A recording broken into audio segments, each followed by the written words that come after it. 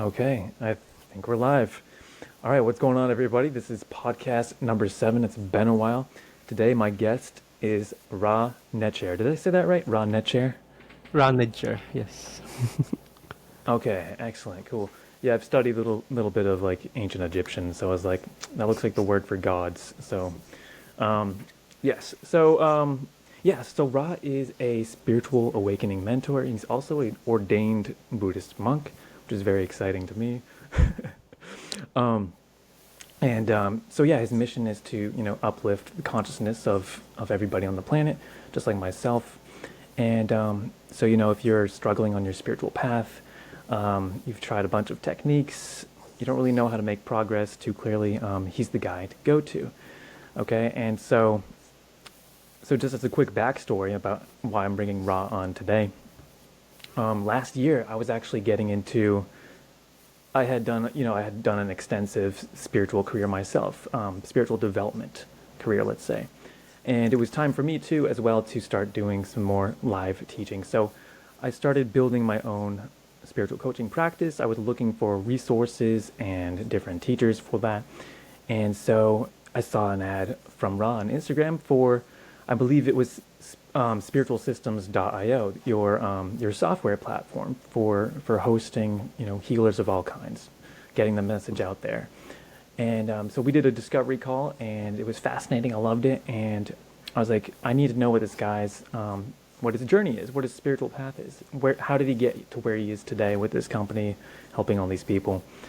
And so, yeah, that's kind of what we're here for today. We're going to get a picture of Ra's journey to where he's at currently. So welcome.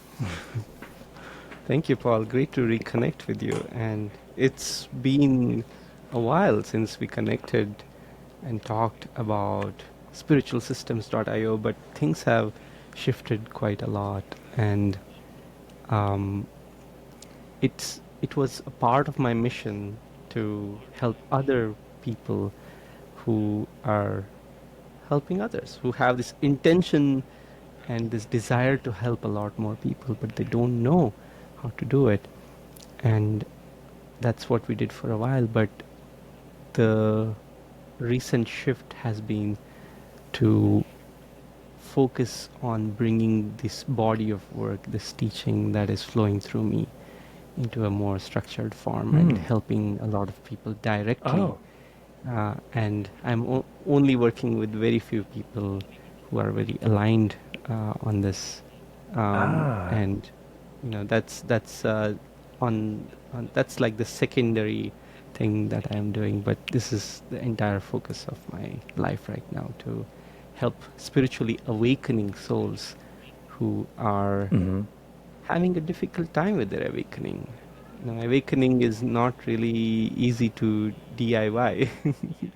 It may seem Nope. like it in the beginning, and like I did, trying all sorts of different things and still going into the dark night of the soul, still Yeah. having lots of hopelessness and meaninglessness in the process of discovering who you are.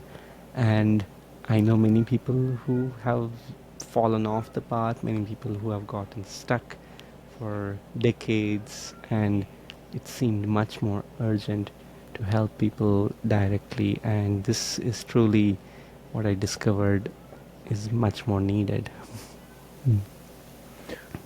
Right. Yeah, beautiful. Um, yeah, so you're saying, with regard to your coaching practice, that is it that you're focusing on like actually like writing a book or something, or just more focused on the coaching than like the Spiritual Systems IO program right now? I am writing a book. The first draft is in editing All right. as we speak. But to actually get out there and help people, right? And I'm offering a lot of events that are coming up, Nice. meditative eating events, Hmm. master classes for spiritual awakening. People can get a complete understanding of what is happening, why it's happening to them, what are the pitfalls that get Mm-hmm. stuck, get people stuck for years, and what Right. can they do to actually accept this gift of spiritual awakening, which is just a doorway.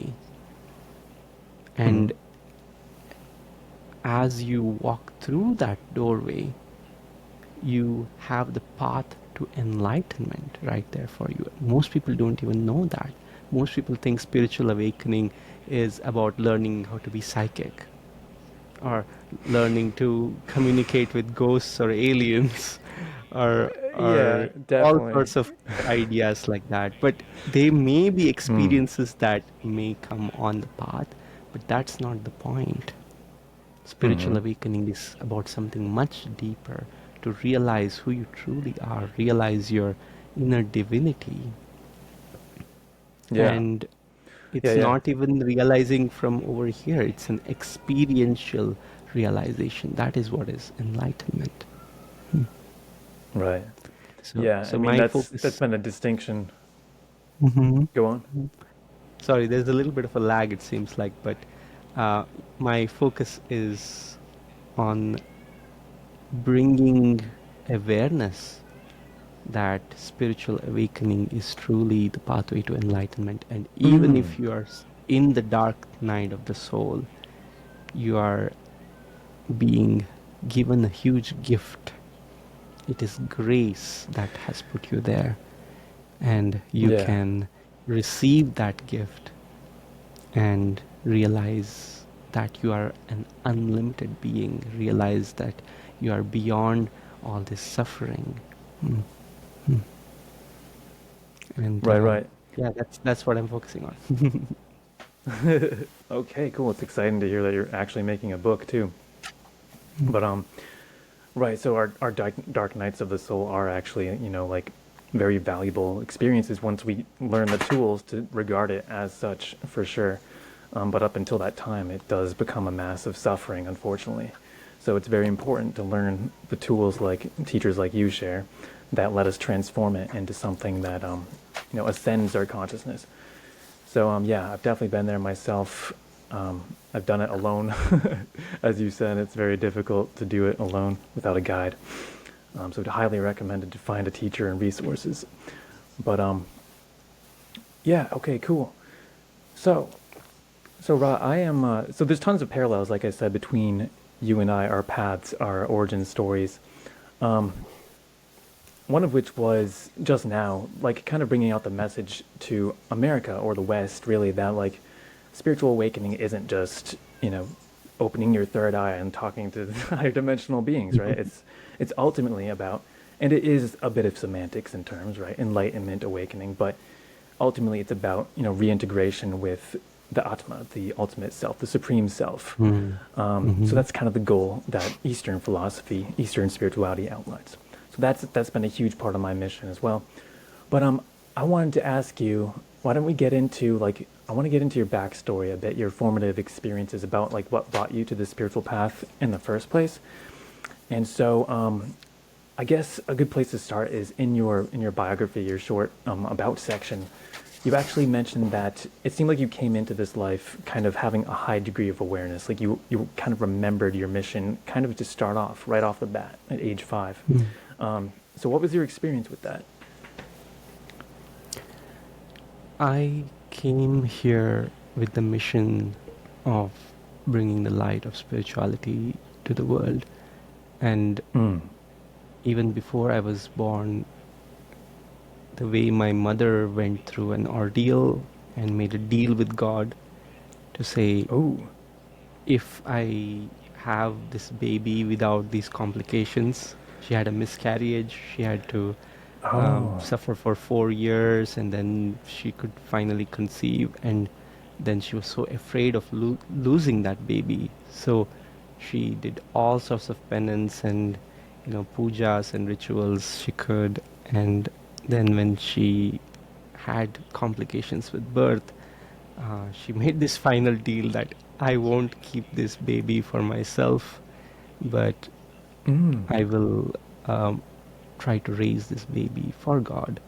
And Wow. When I was about 5, I had this experience where I just spontaneously remembered my past lives. And you know, Okay.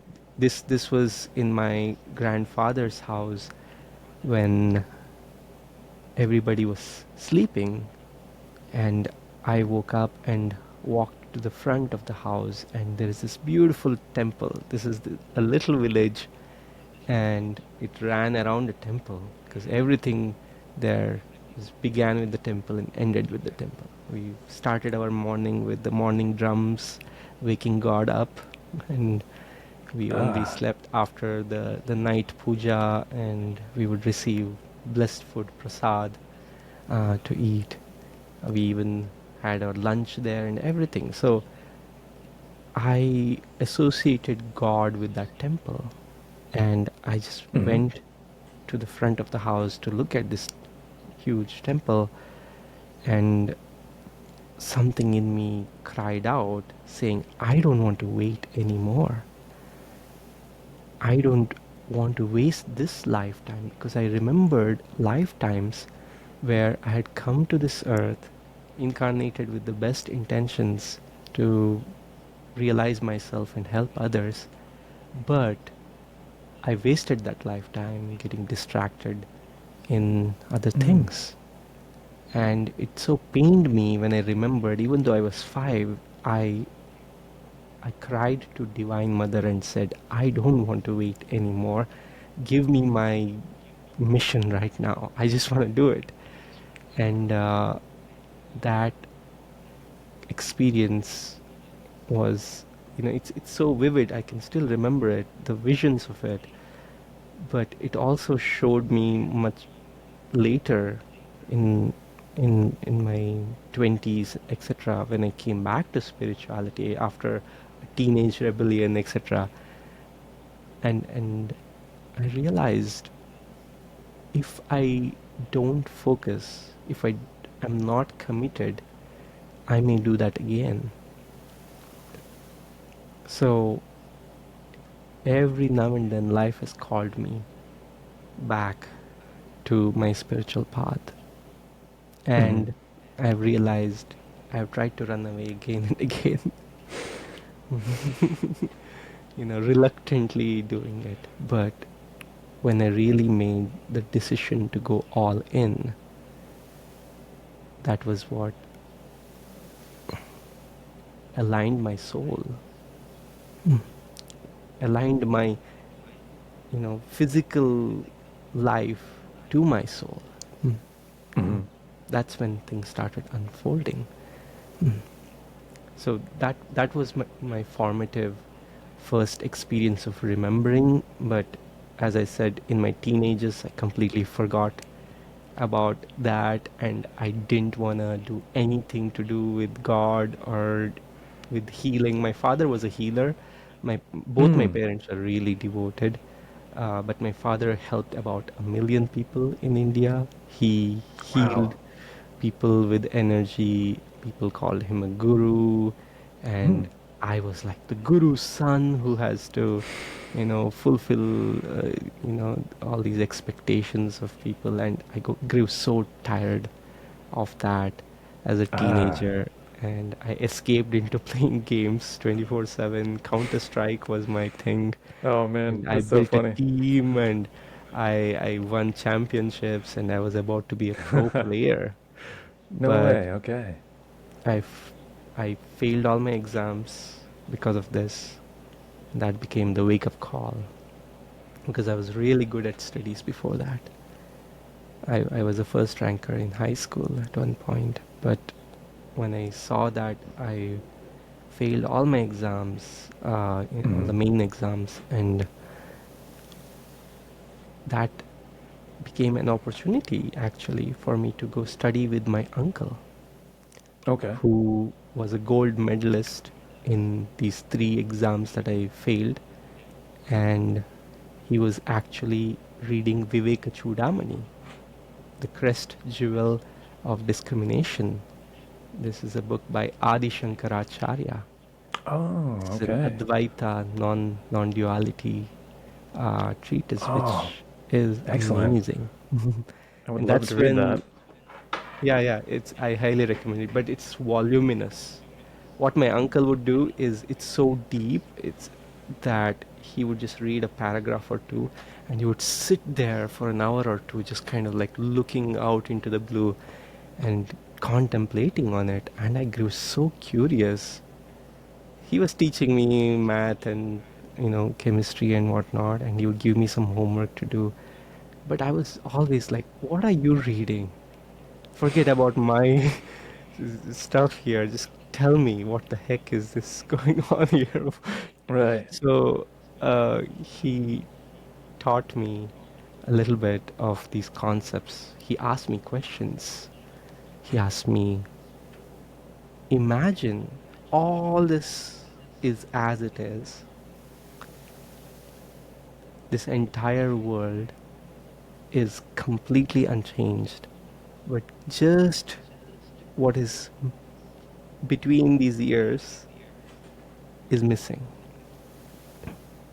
Would it still exist? Would this entire universe still exist? That boggled my mind. I had no idea how to even think of it. He talked about Maya, he talked about karma, he talked about all these Advaita concepts, which are like the basics, but for me, hearing those was so fascinating that it reignited that flame that had gone dormant. Mm. Right. Okay. And I became so hungry and thirsty for spirituality again. And I started reading like crazy. I was voracious, and I started picking up books. And Autobiography of a Yogi was the book that I found in a library of hundreds of books that my father had. This was the book that stood out to me, and I said, I have to read this. And once I started reading it, it's an amazing book by Paramahamsa Yogananda, and I've heard hundreds of people tell me their lives have been transformed because of Yeah. that book. But for me, it meant that I decided 100% my life is about spirituality.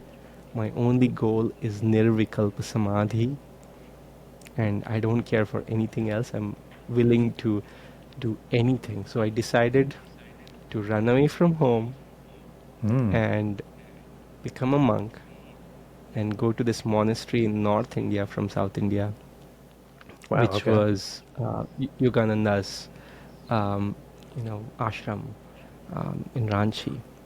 And Okay. yeah, but fortunately, what happened was a channel of Shirdi Sai Baba. Oh. He's a Yeah. saint in India who is still active, even though he's left his body. He's very active, Oh. and he helps Okay. people. There are many channels who speak his message, and this channel that we trusted said, if you run away to an ashram, you're actually going to find more suffering, more politics, more confusion there. Hmm. So give me 5 years, I will help you, and you will start finding your path. So I just spoke with my mother about all this and decided not to run away from home. And but I started looking for a teacher. And for 7 years, actually, I had to look for a teacher and find more and more disappointment, more and more hopelessness with that, because every teacher I had really high hopes of, saying, oh, this person is probably enlightened. I had really high standards. It was like, I need an enlightened teacher or nothing. Right. Because if they Sri are not Yukteswar enlightened, or nothing.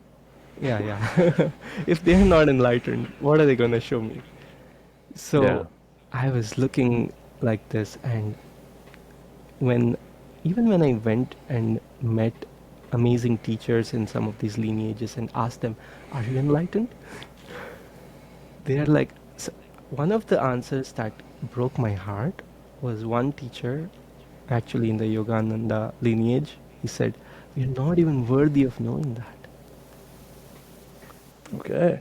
I was so taken aback that maybe this whole thing is not possible for me for a while. And then I slowly started just letting go of this search for a teacher after all this Hmm. disappointment, and felt I'm just going to follow my heart and see what happens. Hmm. That is when I actually found my teacher in Tiruvannamalai, Oh, in cool. near the ashram of Ramana Maharshi, this Yeah. great saint. He's much more recent, but um, he he's where Muji and um, Gangaji and all these teachers go back to, and that's when I found my teacher there. And even in the first meeting, it was clear. And this was in 2014-15 that this happened. That within the first 10 days of meeting this teacher, I had a series of awakenings, samadhis, or satoris as they're called, which are actually experiences of direct oneness with God, Right. experiences of being completely beyond all the boundaries that we have put upon ourselves.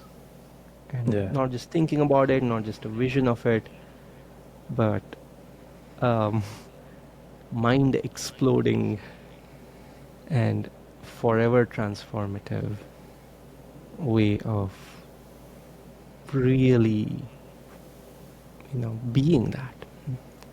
And I had like so many of these that my entire worldview was completely broken and I couldn't function anymore.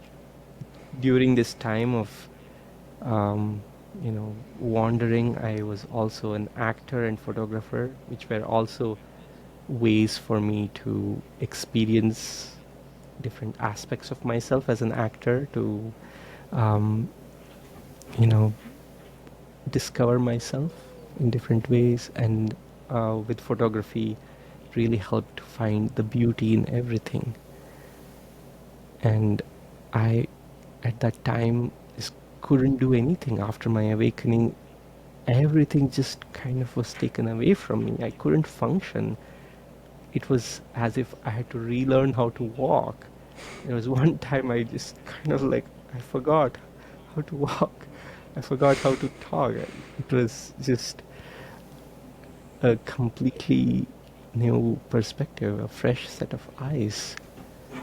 And my entire life changed. And um, yeah, I went through deeper processes of the dark night of the soul after that, because I didn't have my teacher with me.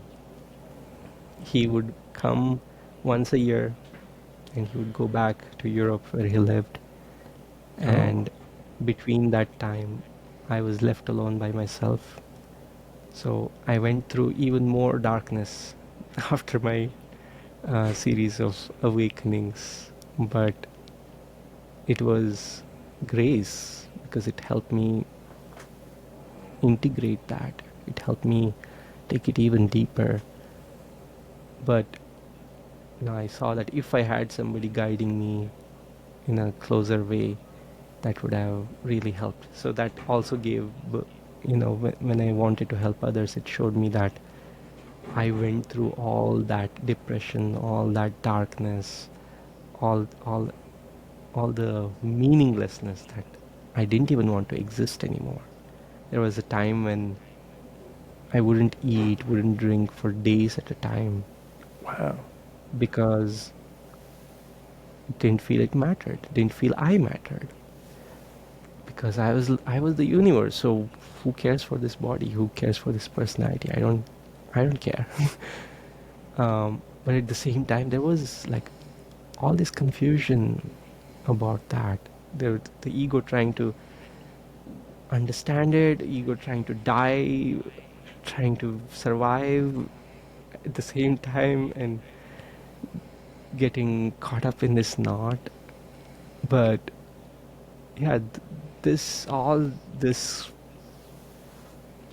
culminated finally in meeting my second teacher, who's a Buddhist mystic. This was about 3 or 4 years after meeting my first teacher and going through all those experiences. And he's a mystic, and he gave me much more of a balanced and structured path, which helped me integrate it in a much more joyful way, and beautiful community that was supportive, and I didn't have to go through these intense and difficult times anymore. So yeah, that's my long answer to your question. All right. I love it. Cool. Yeah, you definitely answered a few things I was curious about along the way. Um, yeah, the fact that you ended up at Tiruvannamalai, like near Ramanashram, that is fascinating. Like I knew you had studied non-duality, but I didn't realize like you went to the very nexus of modern Advaita Vedanta, that movement there.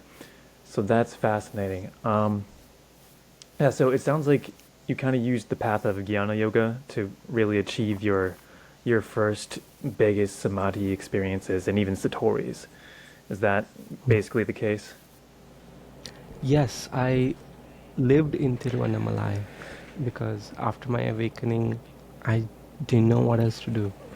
I left everything and just ended up living there after these explosions tore everything apart.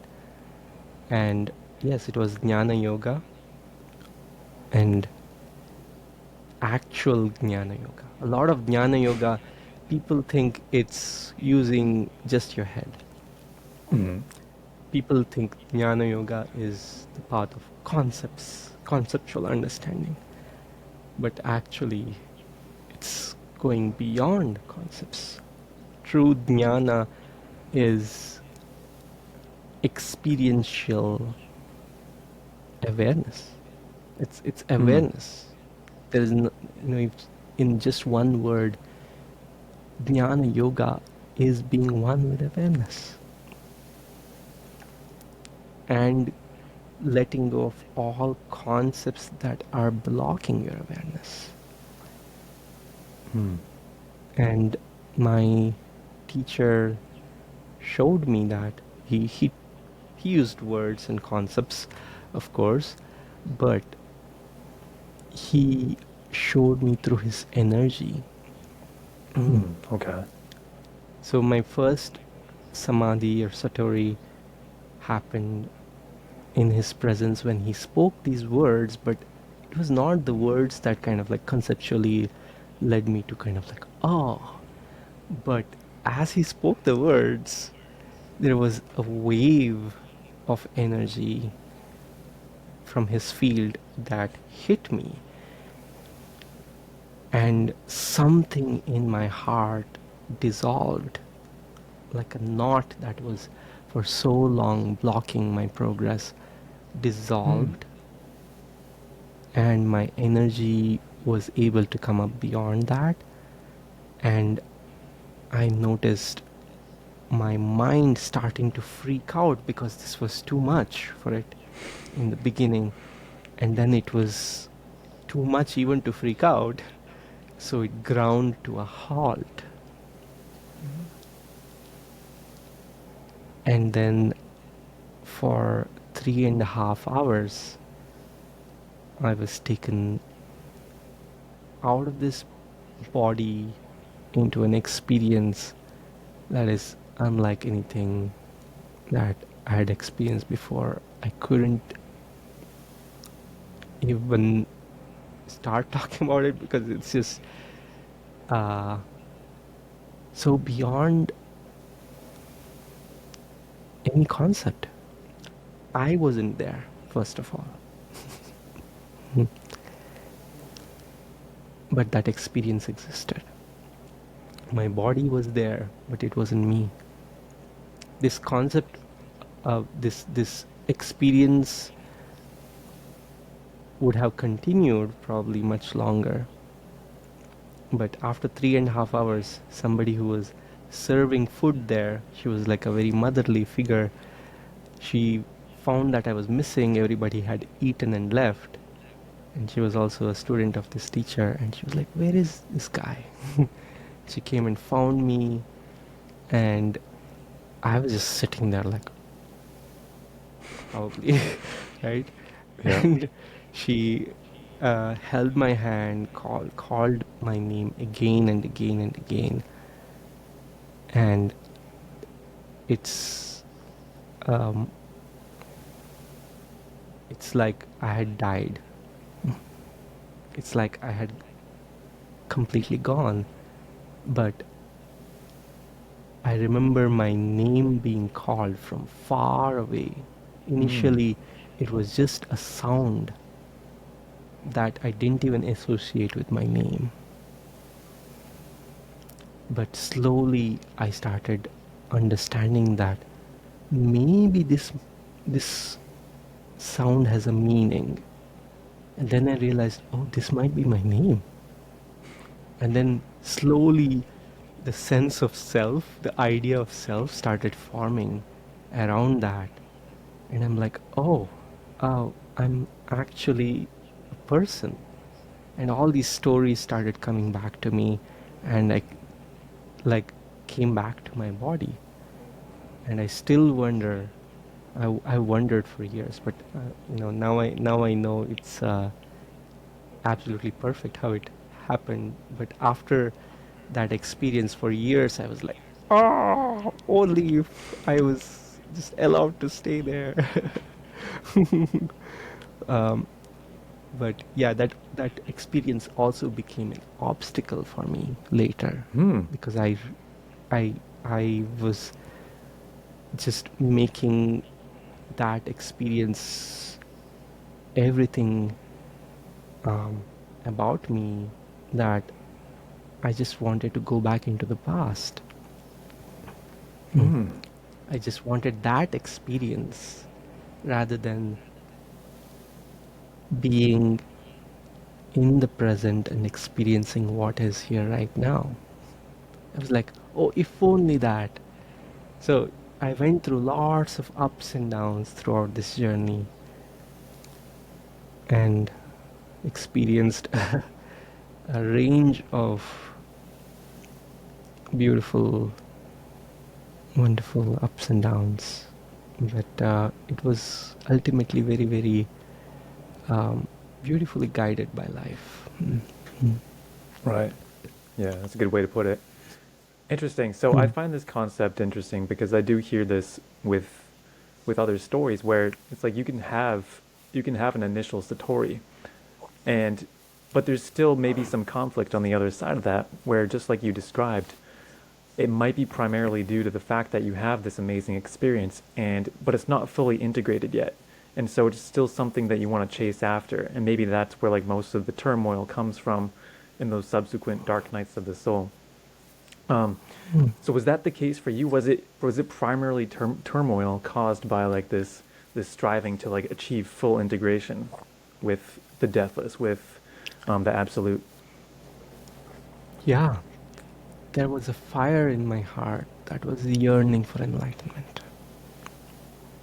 It was waiting for the suffering of existing as a limited human being to be over. Well put. And at the same time, that also became like a non-acceptance of life. That became a rejection of the ordinary beauty, which is actually profound in every moment. And I fought with that. And I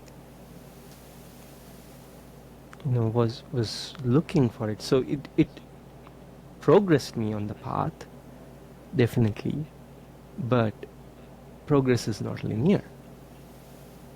Some people even think that enlightenment is like one something that happens and you're completely, the next day you are the Mahabuddha, and you know you Yeah. start floating about 2 feet above the earth and the angels start singing for you, which can happen if you know um, achieved that in past lives and you remember and you come back to that point in this lifetime. There have been times where great masters like Padmasambhava, born in a lotus, walked out and started preaching the dharma. But more often than not, even when enlightened beings come back to earth to bring more enlightenment to others, what they do is they go through these ups and downs so that they gather back the humility that is necessary, the empathy for others, the understanding of how this world works, how the human mind works, having these experiences that they can relate to for themselves. Because when they hear others' experiences, they then have something to talk about. And this is the education that life gives us. So it's really important to have patience for this integration to happen. Right. And it's not a snap of the finger. Yeah. Yeah. Yeah, in the Zen tradition, they call it cultivating the path to holy Buddhahood. So, if somebody achieves a Satori, so stream entry in the Theravada tradition, like the first Mhm. degree of enlightenment, typically there's still a path to achieve full integration. Like I'm pretty sure Siddhartha Gautama, the Buddha, I think he leaped right to full integration to arahatship, but usually it seems that the typical course is that people will have sort of a gradation, a series of Satori experiences, just like Ramana Maharshi. He was 15 when he awoke, but it took him a long time to like become really sane and grounded within it. Like he was in the sewers at one point having rats chew on him, and some guy had to find him and be like, "Hey, you're like a guru. We should probably like help you out here." So yeah, even for Ramana, like it was a series. It was a series of awakenings. But yeah, so so was there a final sort of culmination point for you where it finally clicked in and like now you're just solid within that? Did that ever occur yet, or is it still oscillating here and there?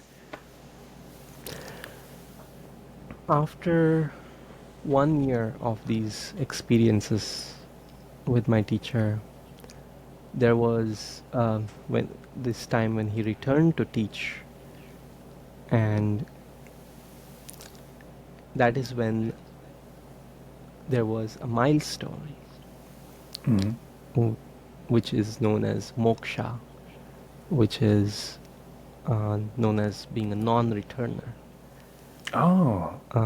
Maybe you may be familiar, but it's also a place where you cannot go back into samsara and you are free. And after 3 or 4 years, when I met my teacher, he told me, "You are enlightened." I could say you have had that milestone, but there is so much more. You have just gotten like the very beginning of that thing. And I recognized that there is so much more I could learn from this teacher, and he took me into 3 more milestones over the years that I worked with him. And at each milestone, it's a deeper level of integration where it's hard to conceptually speak about these things, but it feels very, very different Interesting. in each of these experiences, how and after how things have been. And there's always a deepening. There's always more enlightenment. Enlightenment is just the beginning. And there's always more to learn, always more to do for an enlightened being. Right. I think that's a key point for people to like learn in the West here, maybe even over in the East too. But you know, it's much more prominent over there. The traditions of attaining moksha. But yeah, when you're enlightened, you don't automatically just know everything like an omniscient Buddha. Like you said, maybe for the Buddha, his awakening came with all of those things, but like usually, like you're not just gonna automatically have all the cities. You're not gonna automatically be able to read people's minds and all of that. So, like you can still have limited knowledge as an enlightened being. There's still things to learn. Like you're not gonna be a master craftsman and like be building houses the next day. Like that's you got to learn that still. So I do think that's like a key thing to introduce to people who are beginning out on the spiritual path, specifically one where they're seeking enlightenment, where they're seeking nibbana, because there is a tendency, I would say, to romanticize it. If you're just reading the traditional texts, it has like this very like at least for me, I was like, oh, if you're enlightened, like obviously you have to become like the Buddha immediately. Like that was my conception of it, personally. So yeah. So what happens is that something in you is already at that point of full Buddhahood. Right? Something is in you from the beginning. Even the concept of beginning here doesn't make sense. But you are one with Buddha nature. Right? But at the point of enlightenment, it becomes irrefutably clear that this is so. But after enlightenment, it grows, at different paces, becomes so big a part of your life that there's nothing else. And everything for you becomes enlightenment. Everything becomes grace. Everything becomes light. And in these years of integration, for me, I've had experiences where I came to know of things I didn't physically know. I experienced some sort of omniscience, you could say, but it's not knowing everything. I could access information that I didn't physically know. I've done things without thinking about things. My body was able to do things that I didn't know how to do. I have experienced siddhis, which are supernatural powers, which just came to me. But at the same time, I also saw that these are also potential distractions.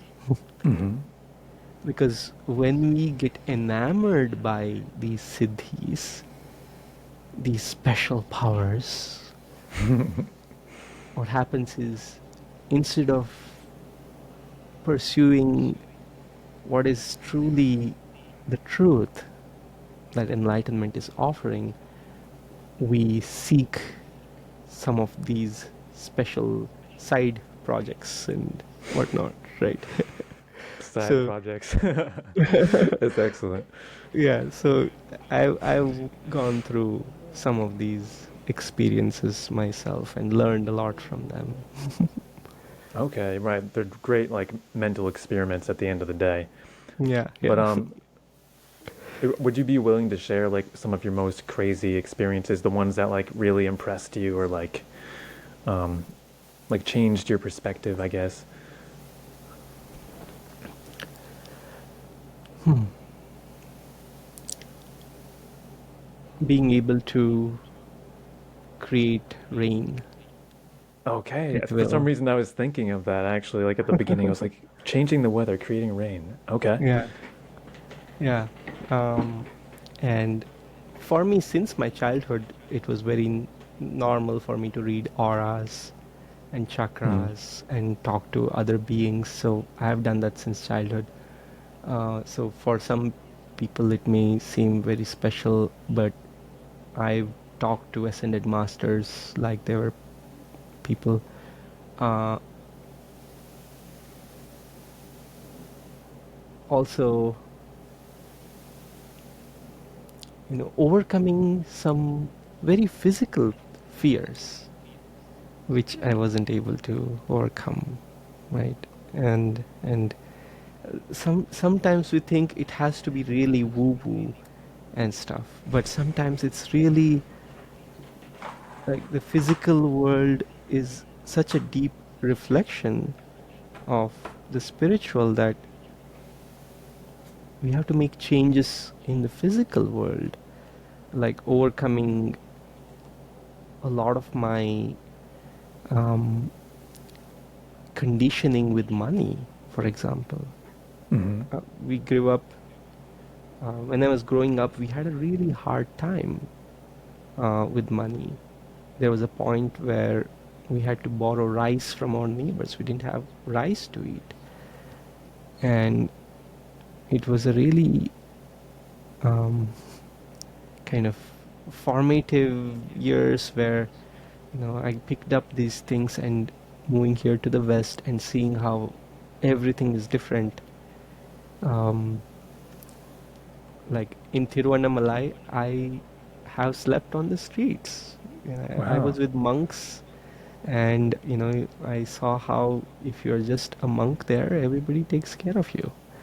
Mm, And right.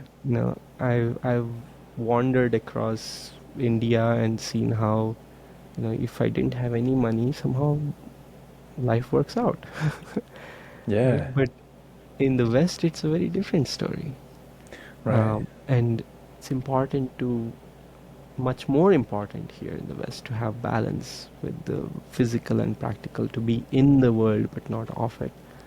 So to be able to break through these kind of things was also part of this integration process. And yeah, many unexpectedly small things, and some things which are um, difficult only for the ego, difficult only for the ego, which um, makes it such a huge thing. But for others, it's like, it's, that's something normal. So when one is enlightened, these things still come up, but because of your oneness, because of your ability to draw upon that oneness, they don't have as much as a charge anymore. They don't have as much of a realness to them anymore. And when you are willing to actually see them for what they are, you can see through that. Mm. Right. Right. Right. They become less sticky. They become more like phantoms on a screen. Yeah. Yes, yes. Yeah. I love that. makes me think of, maybe this is a diversion, but like it's the first thing that comes to mind. But like for me, practicing with the five aggregates, the five khandas or skandhas in Sanskrit, like it's a very powerful way to kind of like experience that in microdoses, um, even before attaining enlightenment, for real. If you evaluate, and I'm sure you've encountered this in your practices with the Buddhist mystic, but you know, if you evaluate the five aggregates of being, and these are five categories of phenomena that basically compose all reality or a human being. I forgot we've got an audience behind the screen. We got to explain some things. Um, if you evaluate them in terms of the three marks of existence, inconstancy, not self, and dukkha, stressful or unsatisfactory, then it's kind of has the same effect as jnana yoga. You keep getting these little glimpses of the void behind all phenomena. And and yeah, what was the beginning of this? I was saying, okay, the five aggregates. Why did I bring that up? Do you remember? Um, no, you. This was the first thing that came to your mind, Yeah. and yeah, you were talking about the parallels of how they actually are the same as Jnana Yoga, because Right. Oh. Buddhism talks about them in a different way. Like Buddhism may call it anatma, anatta, and we Mm-hmm. call it atma in um, Jnana Yoga, but they're Mm-hmm. talking about the same thing. So I think that's where you were Right. going with that. Right, right. And I remember now, thanks for jogging my memory. The point was like you start to see the phenomena more as distant. They're separate from they don't affect you, they don't attach to you, they don't afflict you anymore once you can really ground yourself in these practices, even before you attain awakening, and that becomes like a permanent experience for you. So that's just like a preferred sort of like favorite practice of mine, I guess. But I guess that transitions me into the question then. So your final guru, so to speak, was a Buddhist mystic. So was he? Did he teach you like the Vajrayana lineage of practices? Yes, but he's not at all traditional. Okay.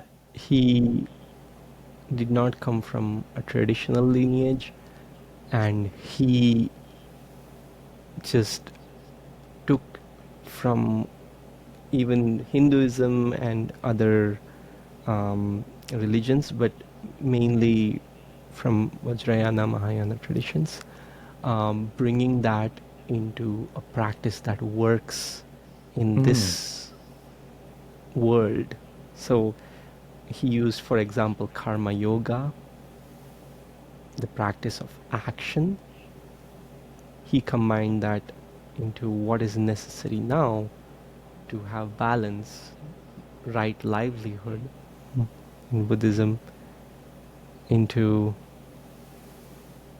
having a job that supports you, using your job as your practice, Mm. for example.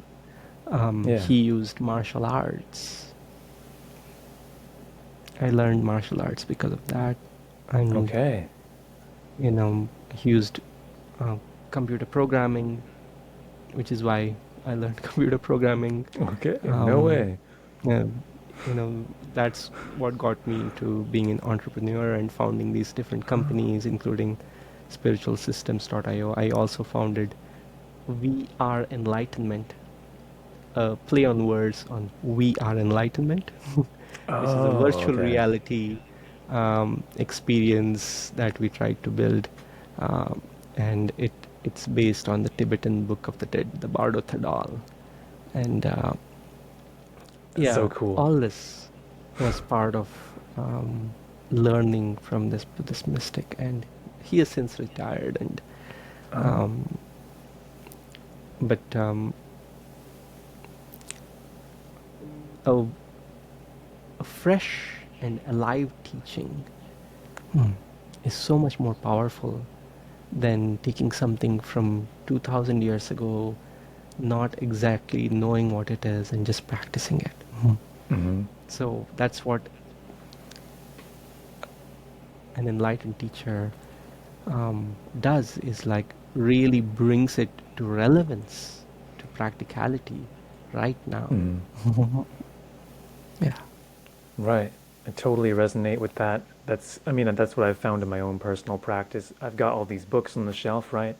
But ultimately, it comes down to what works for me. And so I've had to be kind of a spiritual scavenger myself, let's say, where you're taking just what works from every tradition, what works for you, what conveys the understanding to the other people, to the disciples, to the Mhm. students. Just so taking whatever works, and what that really demonstrates in like a master teacher is their absence of clinging to tradition, their absence of clinging to views. That's how you can kind of tell like a genuine mark of a genuine teacher. They're not attached to even their own traditions, so to speak. They're just there to guide the disciple into the same experience that they have. So wow, Yeah. that's great to hear that. The Buddhist mystic, he I didn't expect him to be a programmer, I guess. That's crazy. Okay, yeah. Yeah. So you too then. That's when you began your tech career, like after this fourth milestone of awakening. I was already deeply interested in computers and Mm-hmm. um, things like this. But when I met him for the first time in their community, they were teaching computer course, and I had just met him like a few days ago, and he had he took me to Rishikesh in North India from after meeting me in Tiruvannamalai, where Oh wow. like it's amazing. My second teacher came to Tiruvannamalai, met me, and um, it was such a beautiful meeting. I have so many stories. I can keep talking and talking about this, but to make it short, yeah, I was in Rishikesh when this happened. That they were teaching this class, and I didn't even have a computer, and it's like a months long class. And I said, I'm just gonna take my, I didn't even have a nice phone. I had this little phone with you know uh, this little keyboard. So I said, I'm just going to learn this entire computer programming thing on my phone. It's the commitment that matters, right? So I just started with class 1, and I somehow like tried to make it work, barely. And then the next day I met somebody on the street in Rishikesh, this guy from Israel who was traveling, and he said, take my computer, you can borrow it for a month, and I trust you. So it was so unexpected how life supported me with that. So I said, I'm just going to eat, sleep, and code for however long I have this computer. And I hunkered down in this little room I had, and I just learned HTML, CSS, JavaScript in about 20 days. And I Wow. passed all their tests and everything with that. And it took me into deep states of meditation, as I was just like so focused on, getting the code right and learning all this new. So I saw how my awakening actually helped me learn so much faster. Hmm. Yeah. Right. It helped, it took away all these like normal resistance that people have for learning and all that, and just kind of opened up this doorway for me, and I just walked right in. So it was it awakening really helps. Yeah. Right. I think that's a good point too, where it's like, yeah, awakening's good in itself if you want to, escape samsara and have like a blissful basis for your existence forevermore, right? But it also has a practical purpose in worldly Yes. life. Like, if you want to learn more, it's way easier. If you want to sleep less, that's going to happen too. Probably eating less, just in general, because your mind is no longer burning up all of your system's energy on its fixations and clingings and negative mind states in general. So that's cool, and it does remind me of Autobiography of a Yogi, where we find that yogi in the cave who didn't sleep at all, and Yogananda was fascinated by this guy and what he could learn from him. And yeah, so I think that's like the full embodiment, perhaps, of the mind's power Mm. that ability to really reduce all the obstacles to whatever it is you want to accomplish, I suppose, in the world. Mm. Yes, Yeah. and there are so many dimensions of enlightenment that one can embody. Like in Paramahamsa Yogananda's book, as you said, there are so many different ways that each saint that he talks about has embodied enlightenment. Right? For example, um, with eating, you said something about eating. For me, what happened was after my awakening, eating or any other part of my life, for example, couldn't stay the same anymore. I just couldn't be normal because everything had so much light in it. Everything had so much energy in it. And I was able to experience that like sometimes overwhelmingly. And because my eyes were open, I couldn't look at life the same. I had to re-examine every part of my life again. So, for example, there was this one time when I decided to eat something that I hated very much. My mother used to feed me something called bitter gourd all my Oh. childhood, Oh and man, it's I've like had that. really bitter. Yeah, yeah. And I would like I developed this physical hate for it after being kind of like force fed by my mother because it's healthy. It's like, broccoli that parents force children to eat. But what happened when I ate it after my awakening with this fresh curiosity was that it broke all my conditioning.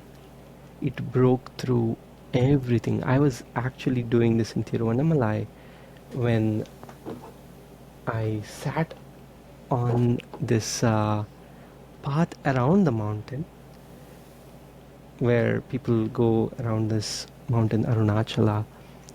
But as I sat there, I had this bitter gourd I had cooked. So I took it out and ate one piece of it. And it was really bitter. I purposely made it as bitter as possible because I didn't want to avoid that anymore. But that first bite was unexpectedly so strong for me, and it touched all that conditioning that I had since my childhood. But in that breaking all that conditioning, I was liberated from that, and only this bitter taste existed. It became so strong that it overtook all the traffic that was around, all the people, all that was around me just completely disappeared. My body disappeared, everything but this bitter, bitter taste. And then it wasn't even a taste anymore. And even that disappeared, and I went into a complete emptiness and went into samadhi again. And then that became, many years later, a teaching, what I call meditative eating. It's a guided experience with food and energy that I take people through so that they can experience oneness with themselves, with food, with life. And that can have so many profound effects on their relationship with food, relationship with themselves, because food is a microcosm of our entire life. So it's an experience that I've I've been fortunate to offer different parts in India, in US as well, and people have been able to go into really profound states of awareness through that. and experience their own body like never before, experience food like never before. And yeah, it's another way of expressing enlightenment, another way of embodying and bringing through that dimension of enlightenment that exists, but we can express it in our own unique way. Right.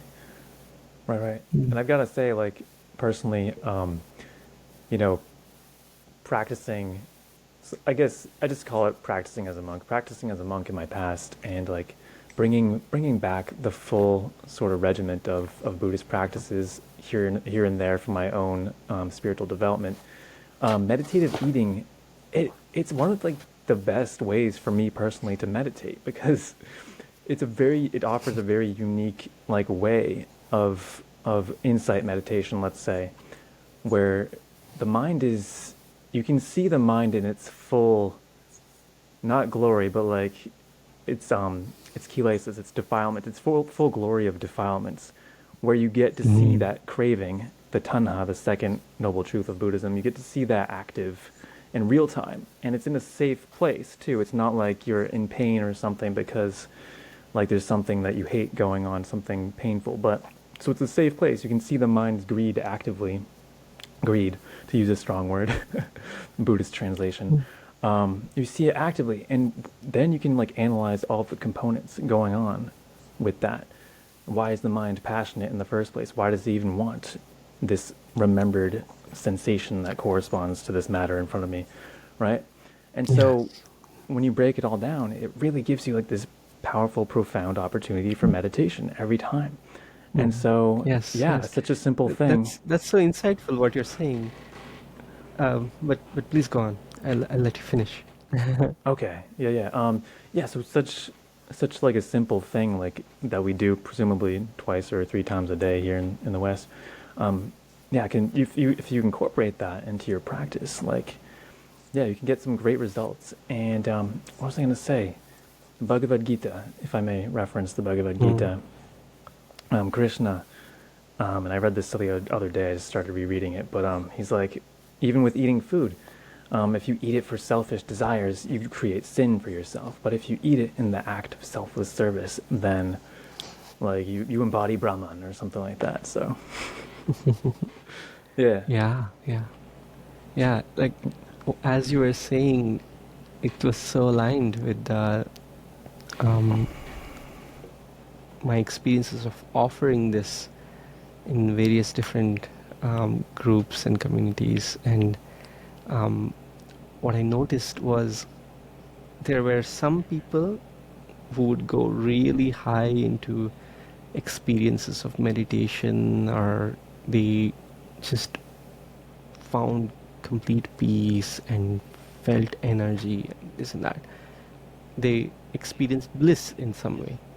And other people, there was this statistic of like, it was usually it varied in each community and such, but there is a certain set of people who actually found all their difficulties come up. They Mm. actually Yeah. found all the conditioning that was getting triggered because of this experience. But if they were open, they would actually recognize these as the things to overcome.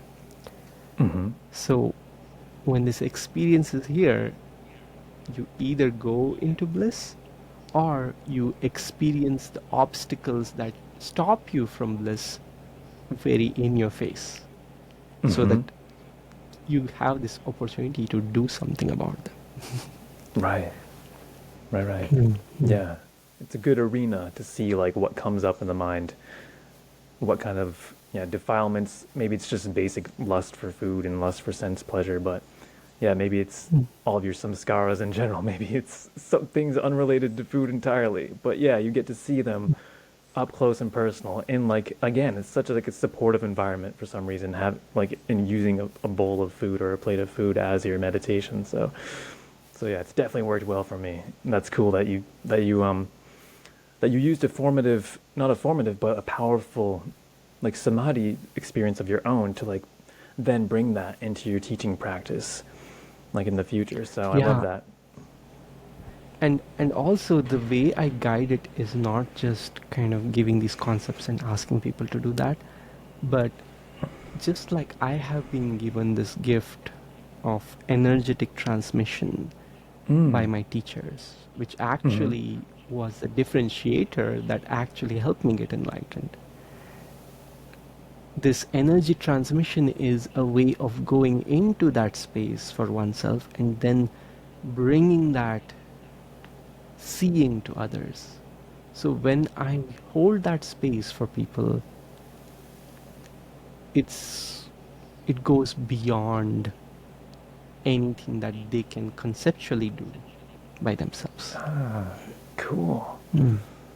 Yeah. Okay. Okay, cool. So And you do the I same was thing. also a Yeah. healer. Uh, j- sorry. I Continue. was Yeah, also yeah, a you're good. healer for most of my life, and I learned the art of conducting healing sessions and holding space for them and moving energy since Mm. my childhood as I was helping my father. So, what I did was combined what I learned from these transmission teachers and what I learned from energy healing over long Oh. distances, and bringing that together just made it so much more powerful in a way that even when I have large groups of people that I am holding space for, with each person I can interact energetically in a powerful way. Yeah. I love that. Yeah, it's so important to like you said too. That's why it's so important to find like powerful, genuine gurus that can not only guide the process, but then also hold that initiatory space. Like you said, there's a dimension of transmission that does exist.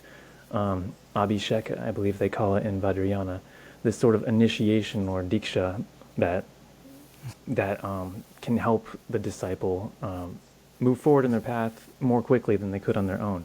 So I love that you incorporate that into the practice as well. Yeah, Mm. Yeah, cool. and yeah, it's like life has so much support when you're on the path to enlightenment. You just have to know where to find it, or just be open for life to show you. Right? When like when I was looking for years for my path, I tried all sorts of things, but somehow life guided me to the right teachers who had this. And now my work, having learned all this, is to bring it together and pay it forward. Right. And I see that it's it's the job of everybody who receives this kind of light is to spread that in their own way. Not everybody needs to be a teacher, but everybody has a way of expressing their enlightenment. Right. Right. Like we find in the New Testament, I don't know if you've studied Christianity. Actually, I believe you said you did in your bio, right? Yes. Yes. Okay, so one of Jesus's standout phrases is like a village on a hill cannot hide its light.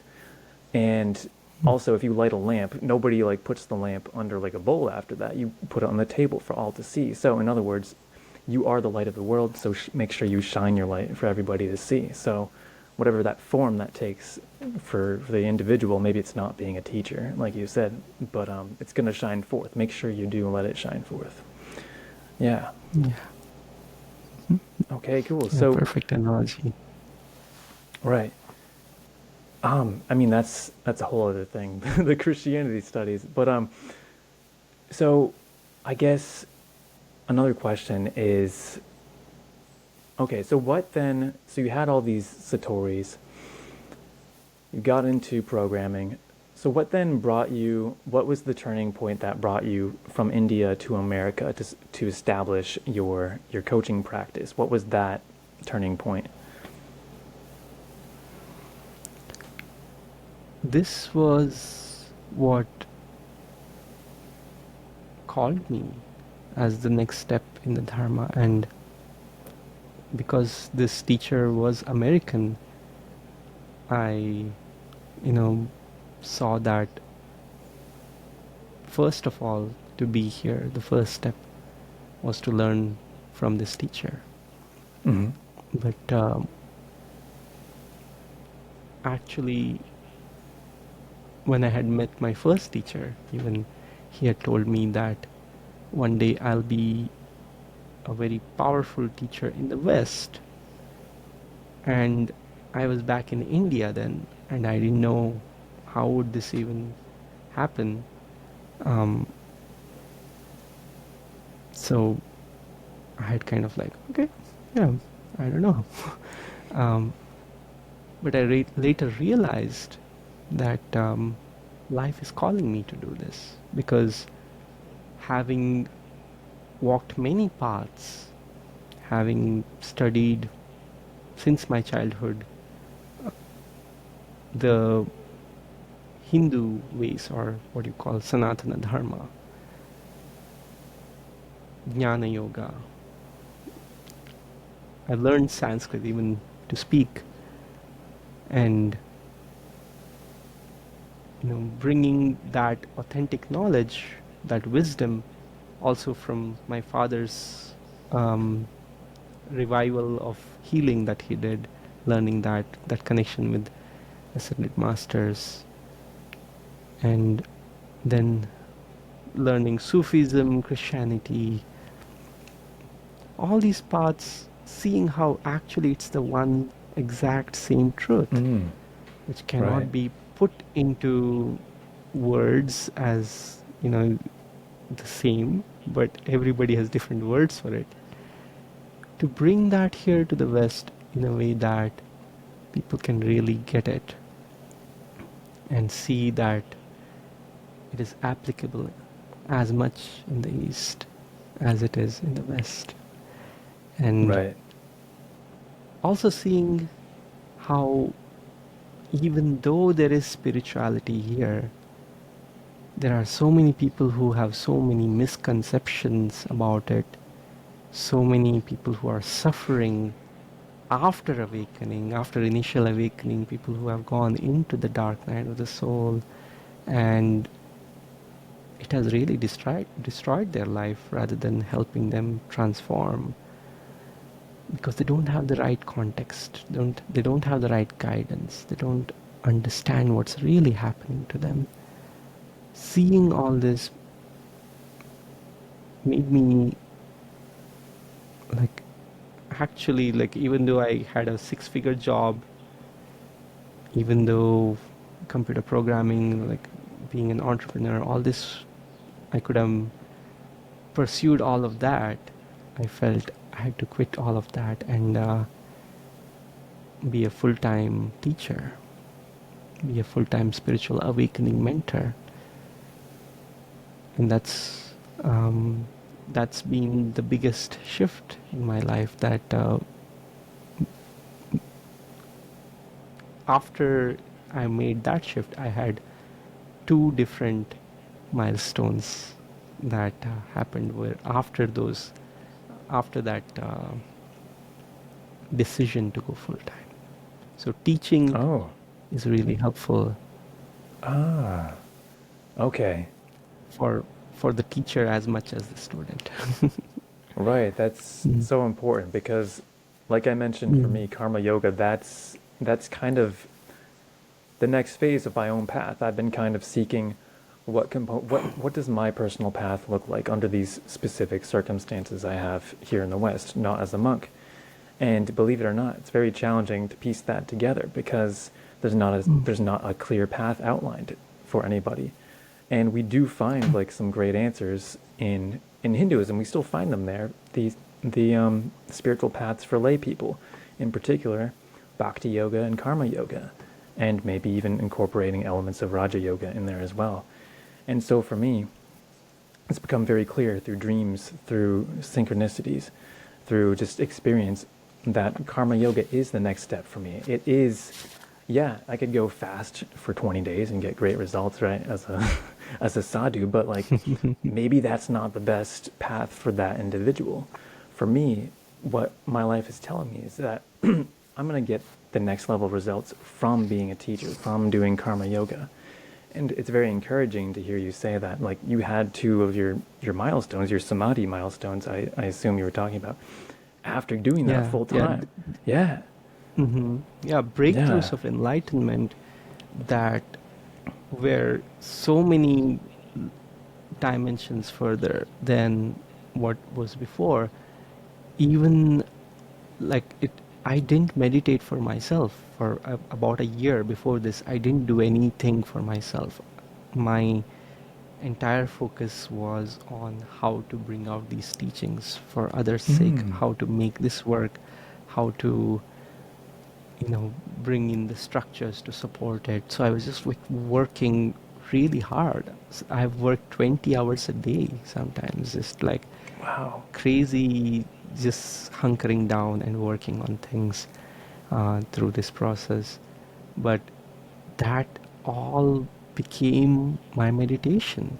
That all became my practice. And people think meditation is just sitting down and closing your eyes, but you can make every moment of your every moment of your life a meditation. And working even on a computer and doing stuff is not excluded from that. Right. Because Yeah. otherwise, enlightened beings couldn't do anything.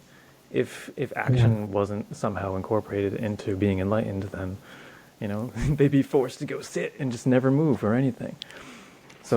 So yeah, like in the Bhagavad Gita again, Krishna says, in the past I outlined two paths of yoga, jnana yoga and karma yoga, and he was saying how nobody can avoid action, even if you are a meditator, even if you are a monk, a mendicant, an ascetic. You're still performing action. You're still taking care of your body to some extent. So you can't have this belief that all action is somehow excluded from your path. Like if depending on what your dharma is, you've got to find a way to make the path work within those within those frameworks. So yeah, it's definitely been refreshing to revisit the principles of karma yoga for myself, like literally days ago. so so Wonderful. yeah, And Karma Yoga has such a depth. Um, and, going into the Bhagavad Gita understanding of it, combined with this like path of action, when you combine with Jnana Yoga of who is actually doing this action, yes, right? Trying to see like how this action is in a way spontaneous. This speaking is spontaneous. This the idiosyncrasies of this way this personality behaves, even in the manners of speaking and whatnot. It doesn't say anything about me. It doesn't, that all my actions, yes, they are related to me, but at the same time, I'm beyond all of that. So going to the core of who is the actor? What is this thing called an action? How is it motivated? How does it manifest? How does this hand move? How is this word uttered? Really paying attention in this present moment to that reveals this truth that this entire thing is just happening by itself and there's nobody doing it. There's nobody who is like, oh, I have to plan this and da, da, da. And that comes after actually. The attribution of like I did this is the story, that's the commentary that comes after the action spontaneously happens. Yeah. Yeah. Yeah. Right. I mean, that's it, right. So, yeah, I mean, there's a few things in there. Like, when we do choose a path of yoga, we do end up incorporating the other elements of other paths into that. It even like with Buddhism and like the four establishings of mindfulness, the four satipatthana, like yeah, there's four individual categories of meditative focus, but like you can't just like ignore everything else. They fall under the radar. You still have to pay attention and be alert to them and kind of incorporate them into your frame. So yeah, I do love that you said karma yoga, it can go very, very deep. And I think that is one of the deepest elements where you start paying attention to the absence of a doer behind Mhm. everything. And I think that's why I love eating meditation so much, is because there's so much action going on. It's so easy, at least for me, to like keep catching glimpses of the fact that there's nobody doing any of it. So yeah, I think this is a very powerful testimony to like the power of karma yoga, done well, Mhm. done properly. Yeah. Yeah, yeah. I mean, there are so many commentaries on these texts. There are so many um, people talking about it, but a lot of them are scholars. A lot of Mm. them are thinking about it from their like understanding of this world and writing things down with the best intentions, hopefully. But at the same time, when there is an enlightened insight missing, it can miss the entire point of it. So there are texts that I have read commentaries on which are completely misguiding, which are which actually take you away from the truth. When you, it's like, for example, um, Astavakra Gita is another Oh. text which, when I read directly in Sanskrit Mm. and interpreted it for myself, I found it's like the simplest, most obvious things stated there have been sometimes complicated into this beautiful, complex idea that doesn't actually give you any truth. Interesting. Okay. Yeah, yeah. And there are several examples of that. Um, Also, because some of these texts were interpreted by scholars from, you know, the the British who came here, and you know, the Europeans who were trying to understand this entire thing with the purpose of conquering this thing and establishing their education system and all that. And sometimes it's just very different from the actual truth that is there. And I would highly encourage, when somebody is reading these texts, to read multiple interpretations, multiple commentaries, have them side by side, and try to kind of see it from different perspectives and compare it with your experience Mm. internally, most importantly. Right. Mm. And if you have the fortune of working with an enlightened teacher or mentor, try to reference, you know, ask them questions about that, and understand from an enlightened perspective. Right. Right. Right. Mm. Yeah. And I'm tempted to just quickly, since you know you're into the Buddhist lineage, quickly mention one of my favorite sutras of the Buddha in the Theravada, the Pali Canon lineage, where it's basically about that. It's about saying, you know, these people come to Buddha and they're like, well, how do we know what's true? Because there's so many yogis out there, so many monks, and they all proclaim their own doctrine, and they're like, they find problems with other people's doctrines, and so they're like, well, how do we know what's true for real? And he's like, well, don't go by what you hear, don't go by what you read in the scriptures, what your teacher says, by rumor. Go by direct experience. for example, if you're under a teacher, studying under a teacher, take what they say and then go put it into practice and then see what comes up in real life, in real time. Don't just cling to a teaching just because somebody prominent or qualified said it to you, or worse, just some random person on the street, you know? So I think that's one of the treasures of the Buddhist teachings is this call to critical thinking, so to speak. And yeah, that's called the Kachayana, no, the Kalamas Sutta, I believe. But yes, yes, direct experience. Mhm. Yeah. Some of even within Buddhism, I have to struggle to find the Sanskrit version of it Mm, because some of these versions are in Pali, which yeah. are like, um, you know, in common parlance, they have taken what is Sanskrit and pronounced it in oversimplified ways sometimes, like nirvana, which has such kind of like a nirvana becomes nibbana, Mm-hmm. anatma becomes anatta. So whenever I find a Pali text, I'm like, what is the Sanskrit name of this? And Right. then I try to find the Sanskrit text, and when I read that, there's like, then I can kind of start opening up and seeing what's like the deeper truth behind that. Yeah. Because when you don't go to the direct truth, you hear interpretations of that. You don't know where that interpretation comes from.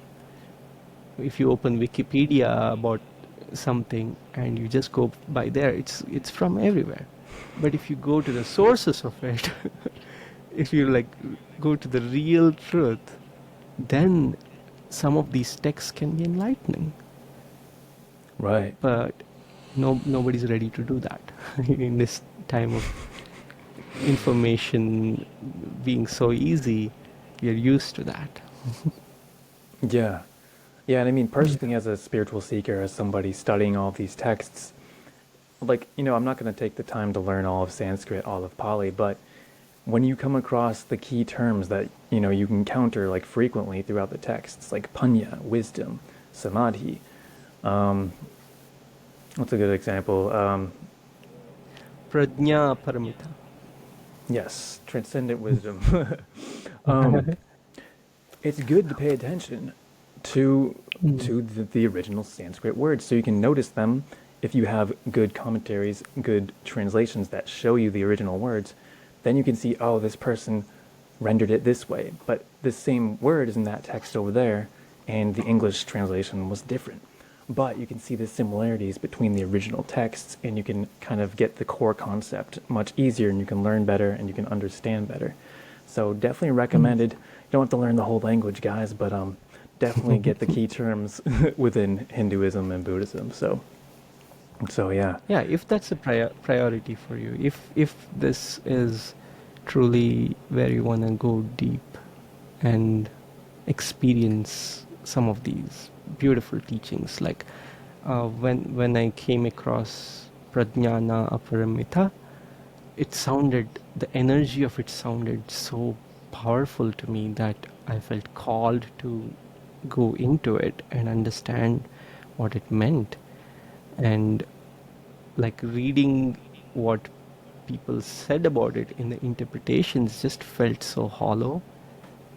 And when I went deep into how it actually conveys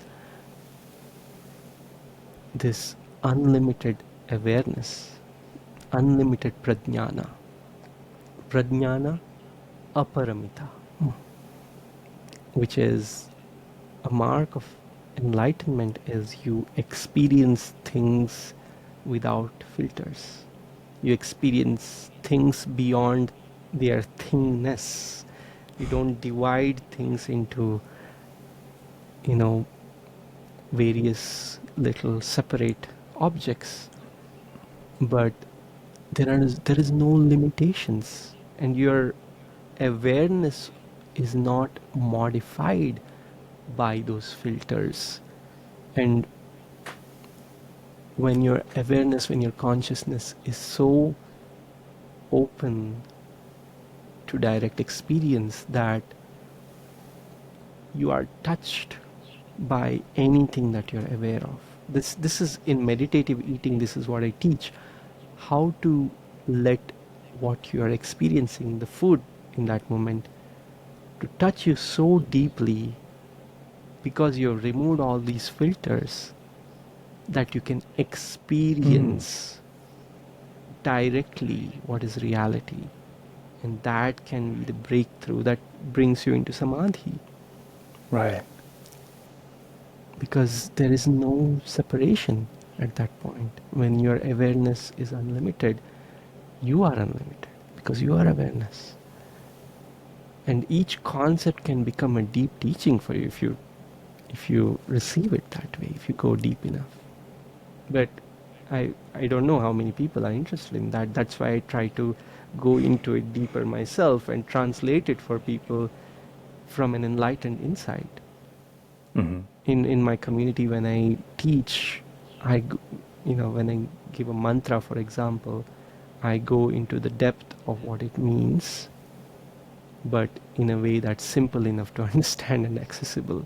For example, a mantra which a lot of people chant in Pure Land Buddhism Mm. is Om Namo Amitabhaya Buddhaya.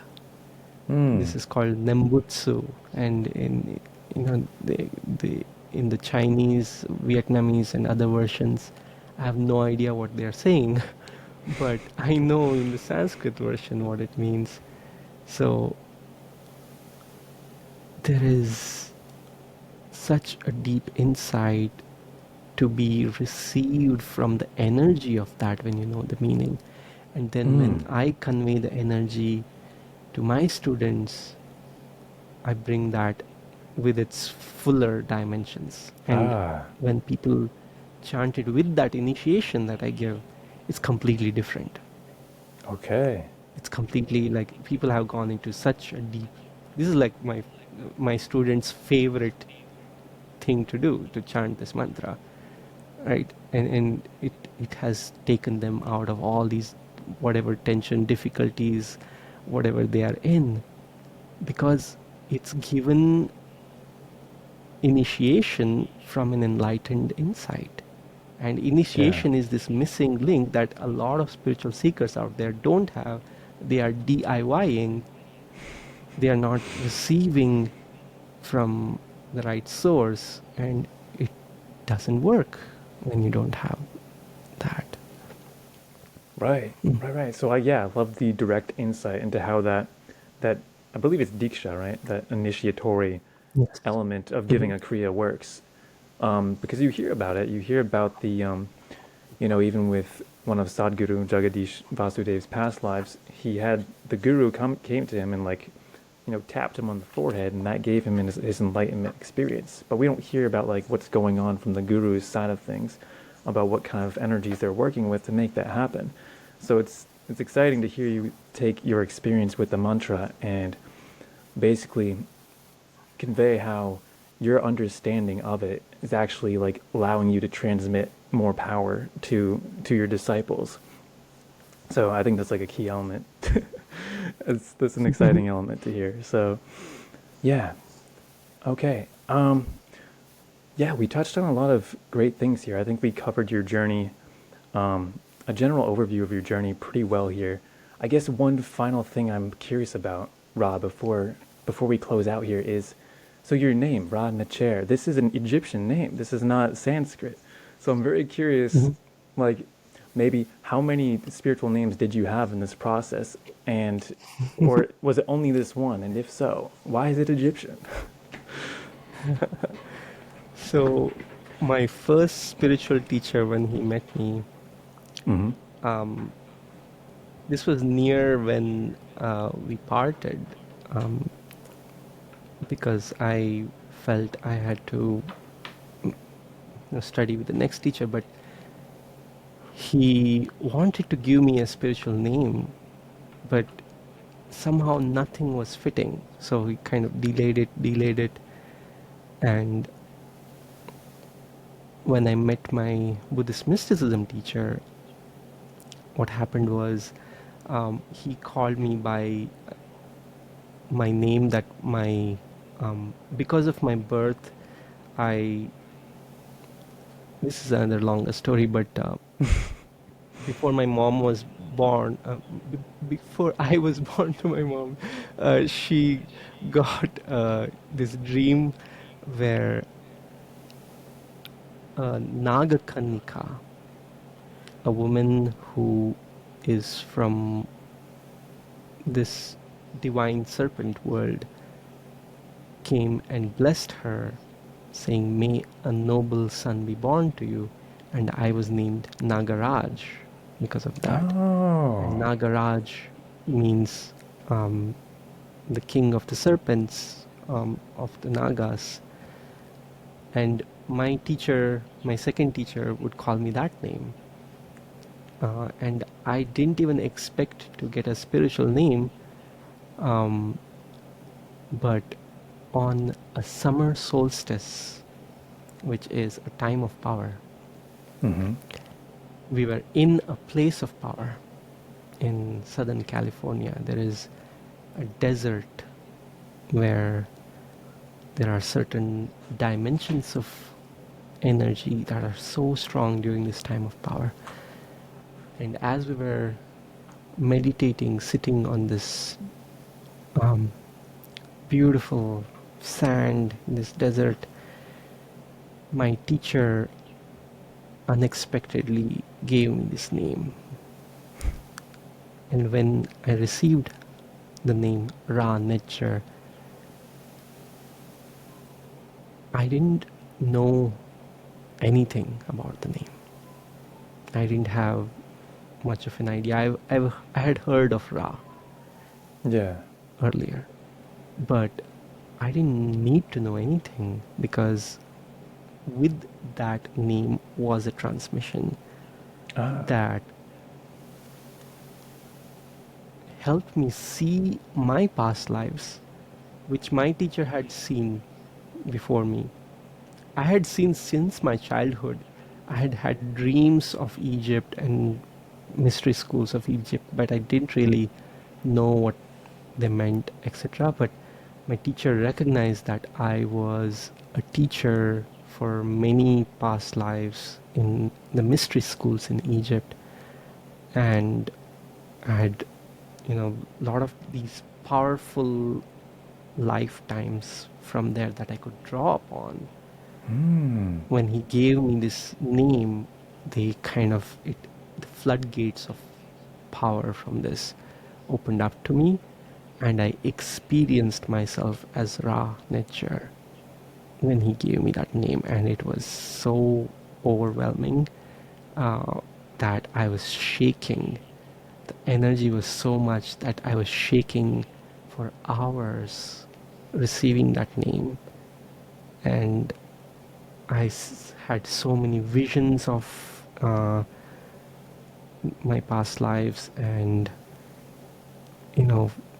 it's just kind of started this huge transformation again in my awareness. So it was a huge part of my spiritual journey, getting this name, and that's why I completely accepted that name and go by that now. Wow, that's so cool. I'm glad I remembered to ask about that, because that was such like a fulfilling answer I did not expect. But I must say, with an Egyptian name, I guess, should I have expected anything less with a backstory like that? That's awesome and very insightful too, about like the power, once again, the power of transmissions and the power of aspects of the relative world. Like, yes, it is a label, so to speak. It is a sound vibration complex, but depending on who's granting it to you and how you are relating to it as an individual, like, it helped you so much with your path. It helped you unlock all of that knowledge that was remaining dormant about your past lives. So that,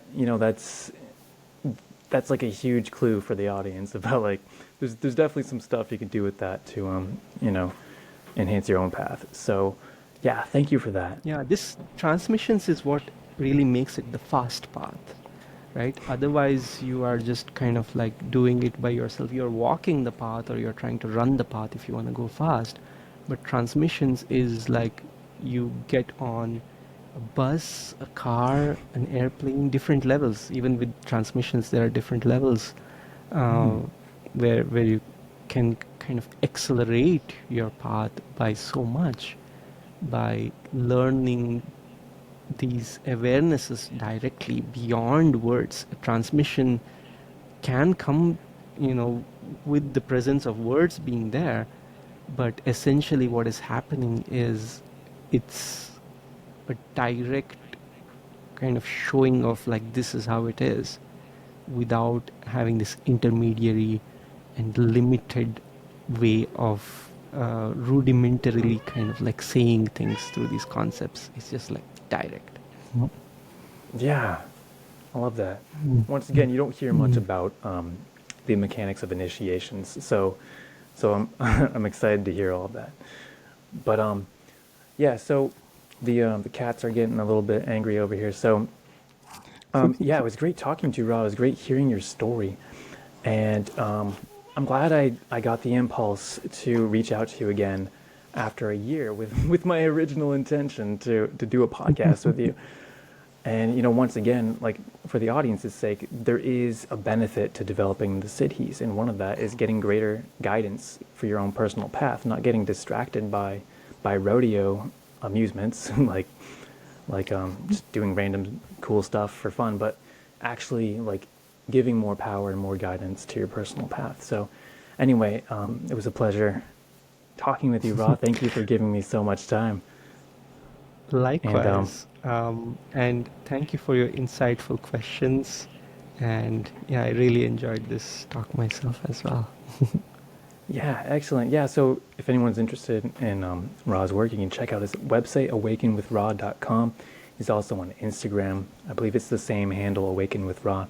And Yeah. where else would you direct people to like investigate you from here on? Yeah, if you just come to my website, I have free events happening once in a while where, you can get an overview of what is spiritual awakening, what is really happening when you're going through this process, even if you're in the dark night of the soul, how to come out of that and transform it into a blessing Hmm. and accelerate your process and find your enlightenment, because it's possible for you. You don't need to be a monk and meditate in a forest or a cave for years and years to find out who you truly are. You're already that. So there is a way that is possible that's much faster and much more joyful, where you can discover yourself. So with the free events that I'm planning, you can sign up there. I also have my app. If you just go to my website, you will also find a way to download my app. And in my app, I have several master classes and guided meditations as well, where you can experience some of these things. But if you're deeply called to work with an enlightened teacher, a mentor who can show you what your true nature is and help you experience it for yourself, I invite you to make that decision and see if it's right to work deeper with me. Excellent. All right, great outro. All right, Ra. Great conversation. Let's call it there. Thank you for stopping by. Thank you. Thank you. And namaste. All right, namaste. Take care. Okay.